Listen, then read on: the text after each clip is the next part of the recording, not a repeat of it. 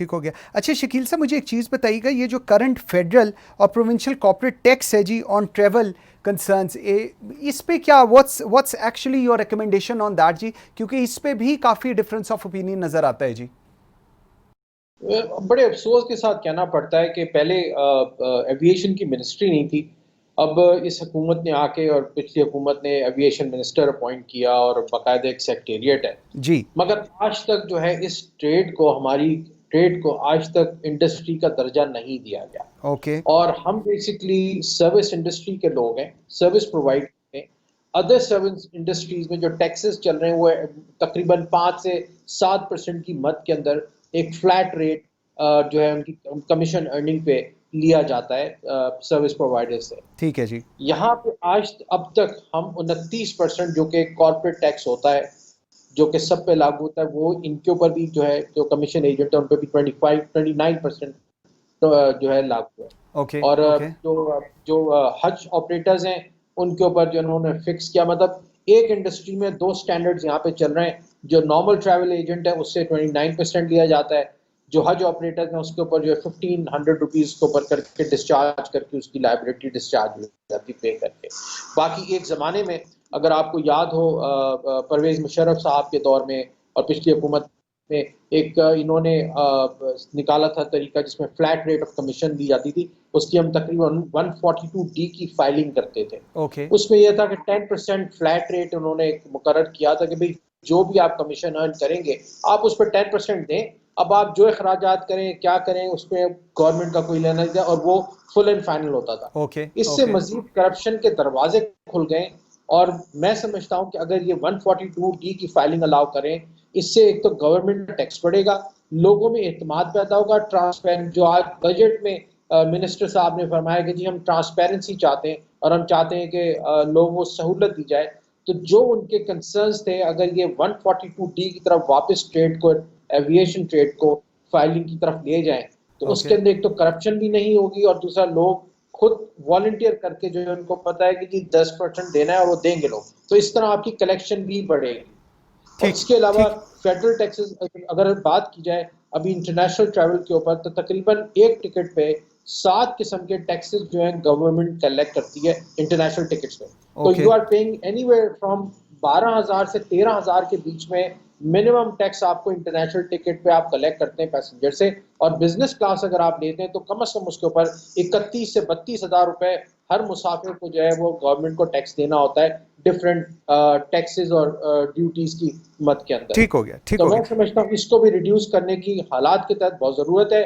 پاکستان میں تقریباً 1600 سے زیادہ جو ہے ٹریول ایجنٹس موجود ہیں, اور ہماری جو ٹریول انڈسٹری کا سائز ہے that is more than $1.25 billion یہ ٹریڈ جو ہے سیلز جنریٹ کرتی ہے. ٹھیک ہے تو میں شکیل بھائی آپ کا اس پوائنٹ آ گیا جی. مجھے ذرا 1 منٹ ڈاکٹر عائشہ کے پاس. اچھا ڈاکٹر عائشہ ایک اور امپورٹنٹ چیز جو میرے خیال میں ہم لوگ پروگرام میں مس بھی کر گئے, فیٹف کا کردار بڑا امپورٹنٹ رہا ہے, اور جو کچھ فائنینشیل ایکشن ٹاسک فورس نے ہمیں بتایا پاکستان کو, not as a government, as a state of Pakistan we have complied to it, اور ہم لوگ ایک تھوڑی سی بہتر پوزیشن میں نظر آتا ہے.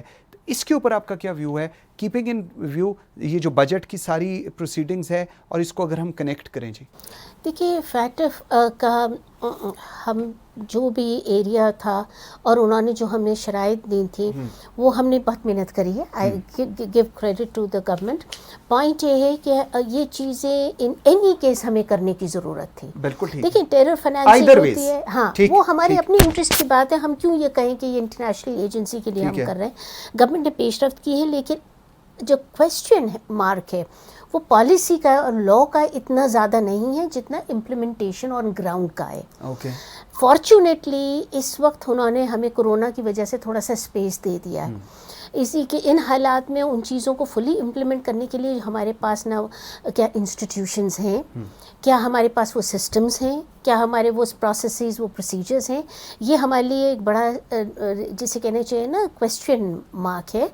اور گورنمنٹ نے ایک پرائیورٹی تو بنائی, ایک کمیٹی بھی بنائی تھی, حماد افضل صاحب اس کو لیڈ بھی کر رہے تھے, لیکن اس میں بھی ابھی جو چیزیں رہ گئی تھیں, فارچونیٹلی کووڈ جہاں اس کے بہت سے نیگیٹو ہیں اس میں یہ کم از کم ایک پازیٹیو ہوا کہ ہمیں اسپیس مل گئی. لیکن مجھے نہیں لگتا کہ اس پہ یہ فوکس رہا ہے اس وقت ہماری بجٹ میں اس کا.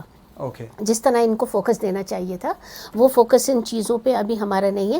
ایز آف ڈوئنگ بزنس ہے, فیٹو ہے, سسٹمز کو نیچے لے کر آنا ہے, باتیں بہت ساری ہیں لیکن جو ایکچوئل آن گراؤنڈ کر رہے ہیں اس وقت اس کی ڈیٹیل ہمارے پاس نہیں ہے. اوکے تو پیش رفت ہوگی نہیں ہوگی کہنا بڑا مشکل ہے. ٹھیک ہو گیا, ٹھیک. اچھا شکیل بھائی مجھے ایک اور چیز بتائیے گا, ڈیوٹیز کی بھی بات کی, ایئر کرافٹ کی ڈیوٹیز ہے جی, ہینڈلنگ ہے, ایکوپمنٹ کے اوپر ٹیکسز ہیں, اور اس کے بعد یہ ساری چیزوں کے ساتھ ہم دیکھتے ہیں حکومت کی کوئی واضح پالیسی ہمیں ان ایڈریسنگ دیز تھنگز نظر نہیں آئی.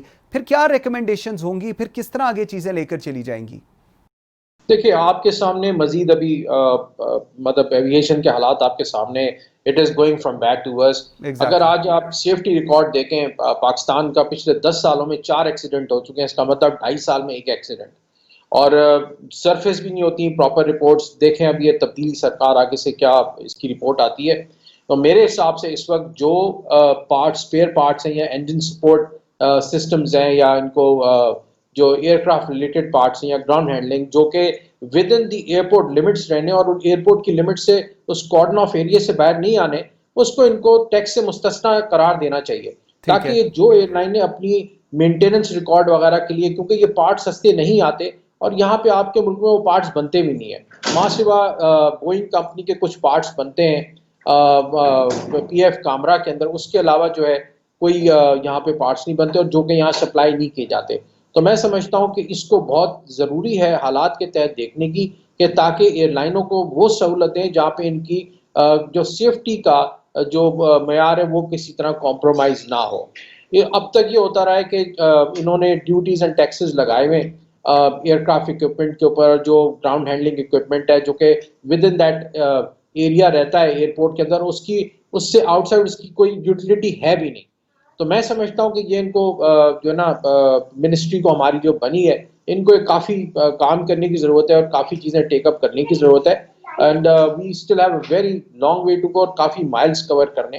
اور شکیل بھائی مجھے شارٹلی ایک چیز بتائیے گا, آل یور ریکمنڈیشن جو اس وقت آپ بتا رہے ہیں, از دس تھرو ٹو منسٹری, کیا یہ وہاں پر پہنچ چکی ہوئی ہیں یا ابھی it's yet to go there? Because obviously the recommendations which you are giving us, جو لوگ سن رہے ہیں سمجھ رہے ہیں, that's actually strengthening the aviation itself. so اس کے اوپر آپ نے کیا کیا ہے جی فردر؟ جی you are very right. Unfortunately جی جیسے سبھی لوگ شکایت کر رہے تھے, میں کچھ چینلز دیکھ رہا تھا کہ جی ہم سے کوئی ان پٹ نہیں لی گئی. تو میں سمجھتا ہوں کہ ایئر لائن انڈسٹری کے جو ویٹرنز ہیں یا ایکسپرٹس ہیں, کم از کم بلا کے ان سے پوچھا جاتا کہ جی کیا کرنا چاہیے, what is the way forward. ہمارے پاس اللہ کے فضل سے ایسا ٹیلنٹ ہے ملک کے اندر کہ جنہوں نے باہر جا کے ایئر لائن سیٹ اپ کر کے اور پاکستان آئے. ٹھیک ہے شکیل بھائی, آپ کا پوائنٹ بالکل آ گیا. Doctor Ayesha Ghaus Pasha, last comment from you ji, closing comment. دیکھیے کلوزنگ کامنٹ پہ میں یہ کہوں گی کہ بجٹ سے جو لوگوں کی توقعات تھیں کہ یہ امپلائمنٹ جنریشن کی طرف ہوگا, ریلیف پرووائڈ کرے گا شارٹ رن میں, پھر اس کے بعد تھوڑا سا اکانومی کو کھولے گا, روزگار کے مواقع پیدا ہوں گے, تھوڑا گورنمنٹ آگے بڑھے گی, وہ چھوٹے بزنسز کو سپورٹ کرے گی جس کی وجہ سے امپلائمنٹ بڑھے گی. مجھے نہیں لگتا کہ یہ بجٹ اس کی ان توقعات پہ پورا اترا ہے. اوکے ٹھیک ہو گیا. Doctor Ayesha Ghaus Pasha thank you very much. Doctor Shakeel Aftab Kashmiri بھائی تھینک یو ویری مچ جی. ڈاکٹر فیصل باری نے ہمیں جوائن کیا تھا, very grateful for your time. Viewers آج کے لیے اتنا ہی, انشاءاللہ تعالی آپ سے ملاقات ہوگی کل. مجھے منصور اعظم قاضی کو